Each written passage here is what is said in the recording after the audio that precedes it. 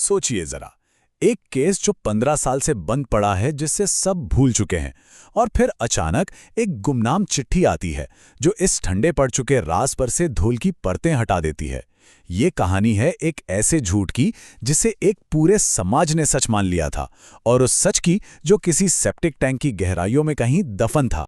कहानी शुरू होती है जून 2024 से। केरल का मन्नार पुलिस स्टेशन। एक बिल्कुल साधारण सा दिखने वाला खत पहुंचता है, लेकिन उसके अंदर जो लिखा था वो कुछ भी साधारण नहीं था।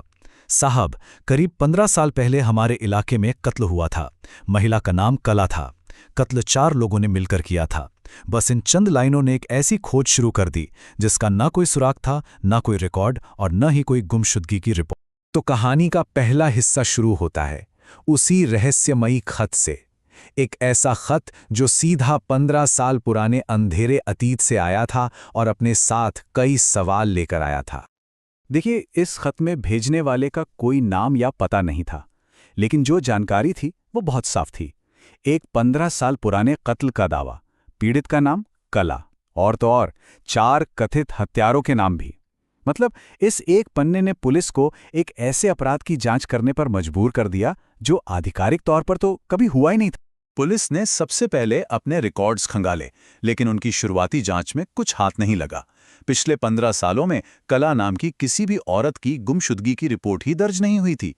एक पल के लिए तो पुलिस को भी लगा कि शायद ये किसी की शरारत है, लेकिन जब उन्होंने पुराने लोगों से, उस मोहल्ले की यादों से पूछना शुरू किया, तब जाकर कहानी की परतें धीरे धीरे खुलने लगी।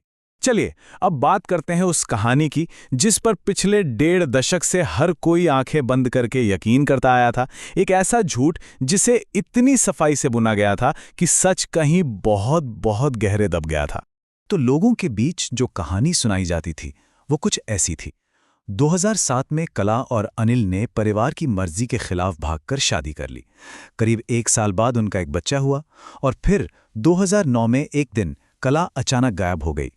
और कमाल की बात यह है कि पड़ोसियों से लेकर रिश्तेदारों तक सबने एक ही कहानी दोहराई कि कला सूरज नाम के किसी दूसरे आदमी के साथ भाग गई। अनिल एक बेचारा दिल टूटा पति था जिसे उसकी पत्नी छोड़कर चली गई। कला के अपने परिवार ने भी उससे रिश्ता तोड़ लिया था, इसीलिए किसी ने कभी सवाल ही नहीं उठाया, किसी ने कभी पुलिस में रिपोर्ट तक नहीं लिखवाई। सबके लिए कला अपनी मर्जी से गई थी। लेकिन कहते हैं ना, हर झूठ की एक उम्र होती है। अब कहानी उस मोड़ पर आती है जहां एक छोटी सी गलती, नशे में कही गई सिर्फ एक बात, 15 साल पुराने इस झूठ के महल को ताश के पत्तों की तरह बिखेर देती है। गुमनाम खत के बाद भी पुलिस के हाथ तो खाली ही थे। केस ठंडा पड़ता जा रहा था, लेकिन फिर खत में लिखे 4 नामों में से एक ने एक बहुत बड़ी, एक खौफनाक गलती कर दी। इस केस का सबसे बड़ा मोड़ पुलिस की जांच से नहीं, बल्कि एक आरोपी के अपने ही मुंह से निकले शब्दों से आया। ये वो दहला देने वाली धमकी थी। आरोपियों में से एक, प्रमोद, ने नशे में अपनी पत्नी से लड़ते हुए चिल्लाकर कहा, मैं तुझे भी कला की तरह मारकर गाड़ दूंगा। और ये बात पड़ोसियों ने सुन ली। शुरू में तो वो डर गए, लेकिन जब वो गुमनाम खत वाली बात मोहल्ले में फैली तो उनमें से किसी ने हिम्मत करके पुलिस को ये जानकारी दे दी, और बस यहीं से पुलिस को वो पहला ठोस धागा मिला जिसकी उन्हें तलाश थी। इस एक सुराग ने जांच की दिशा ही बदल कर रख दी। अब मामला सिर्फ शक का नहीं था, अब कहानी एक खौफनाक कबूलाने की तरफ बढ़ रही थी, जिसका सच किसी के भी रोंगटे खड़े कर सकता है। पुलिस की सख्त पूछताछ के सामने प्रमोद ज्यादा देर टिक नहीं सका। वो टूट गया। उसने कबूल कर लिया कि हाँ, कत्ल हुआ था। खत में लिखे बाकी नाम भी इसमें शामिल थे, लेकिन उसने ये भी दावा किया कि वो तो सिर्फ एक मोहरा था।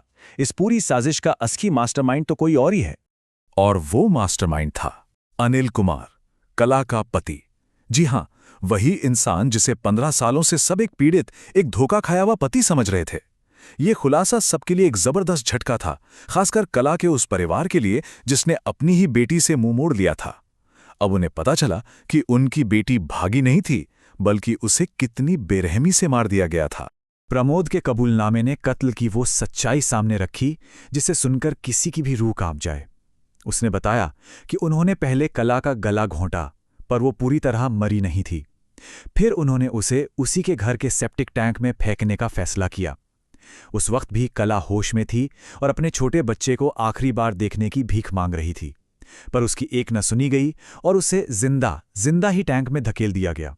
टैंक का ढक्कन बंद कर दिया गया और अगले 8 से 10 मिनट तक अंदर से उसकी चीखें आती रहीं और फिर सब खामोश हो गया। अब जब लग रहा था कि केस सुलझ चुका है, हत्यारे सामने हैं और तरीका भी पता चल गया है, तभी कहानी में एक और ऐसा मोड़ आया जिसने पुलिस को भी उलझा कर रख दिया। 2 जुलाई 2024 को फॉरेंसिक टीम ने उस सेप्टिक टैंक को खोदा। अंदर से उन्हें एक लॉकेट मिला जिसकी पहचान कला के लॉकेट के तौर पर हुई। साथ ही लंबे बालों के गुच्छे और हड्डियों के कुछ छोटे छोटे टुकड़े भी मिले। पहली नज़र में तो यही लगा कि केस के सबसे मजबूत सबूत हाथ लग गए हैं। लेकिन यहीं पर यह केस एक और बड़ी पहेली बन गया।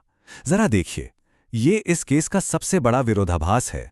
एक तरफ आरोपी का कबूलनामा है कि उन्होंने कला को टैंक में डाला और दूसरी तरफ फोरेंसिक रिपोर्ट का चौंकाने वाला नतीजा है कि टैंक में मिले इंसानी अवशेष कला के थे ही नहीं। तो फिर वो अवशेष किसके थे? और अगर वो कला के नहीं थे तो कला का शरीर कहाँ है? और इस उलझन को और भी ज्यादा बढ़ाती है एक और बड़ी चुनौती। इस मामले का मुख्य आरोपी पति अनिल कुमार इस वक्त इजराइल में काम कर रहा है। वो भारतीय कानून की सीधी पहुंच से बाहर है और बिना शरीर के सिर्फ एक कबूलनामे के आधार पर उसका प्रत्यर्पण मतलब उसे वापस लाना लगभग नामुमकिन है। तो आखिर में सवाल यही बचता है, जब मुख्य साजिशकर्ता देश से बाहर है, शरीर गायब है और फोरेंसिक सबूत कहानी को सुलझाने के बजाय और उलझा रहे हैं, तो ऐसे में कला के लिए न्याय का असली मतलब क्या है? ये एक ऐसा सवाल है जो इस केस को खत्म नहीं होने देता, बल्कि हमेशा के लिए जिंदा रखता है।